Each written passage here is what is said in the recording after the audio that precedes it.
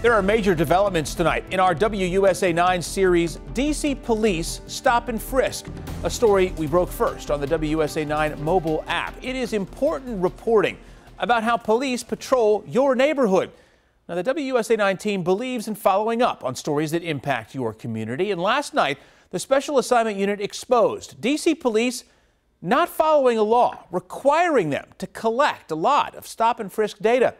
Tonight, citing our reporting, the ACLU and others announced they're planning to sue DC police if the department doesn't hand over that data. Here's investigative reporter Eric Flack. It's the data that some believe can change the way police patrol the streets of Washington, D.C.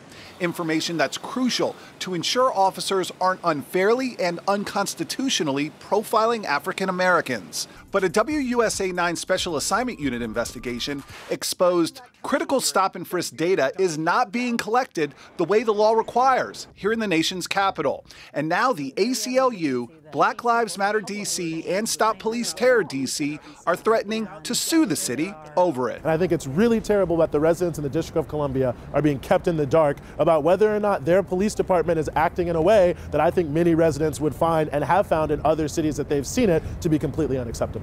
Kept in the dark because right now DC police only log a limited amount of information about their stops, like the date, age, race, and location. But the DC Council wants police to do a lot more. So in 2016, it passed the Neighborhood Engagement Achieves Results, or NEAR Act. Among other things, the NEAR Act requires police to record more than 20 additional categories about stop and frisk, including the violation that led to the stop, if a search was conducted, the reason for the search, and whether an arrest was made because of that stop or search. But 2 years later, DC police still haven't complied with that law by collecting stop and frisk data the way the NEAR Act requires. This, despite the fact DC Council gave the police department $150,000 almost 2 years ago to make whatever changes were necessary to start collecting that stop and frisk data in one centralized report, so it can be studied for trends or possible targeting of Black people in police stops. This is law. And the Metropolitan Police Department is not above the law. Wednesday, ACLU District of Columbia Executive Director Monica Hopkins sent this letter to Mayor Muriel Bowser, demanding records and data about stop and frisk by DC police, or the department's plan to finally start collecting that stop and frisk data required in the way the NEAR Act lays out. The 8-page letter, also signed by Stop Police Terror DC and Black Lives Matter DC, cites our 6-month Special Assignment Unit investigation, which found more than 80% of police stop and frisk from 2010 to 2016 involved a Black person.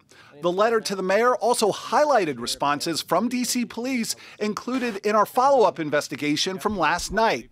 In that report, the department answering critical questions about when that stop and frisk data collection might finally begin. Stunningly, DC police told us an end date for the work to start collecting comprehensive stop and frisk data has not been confirmed, and that the $150,000 DC Council gave police to do just that has not been expended, meaning they haven't spent a dime of the money meant to pay for the new stop and frisk data collection system almost 2 years after the department received it. It's a shell game of sorts of, does the data actually exist?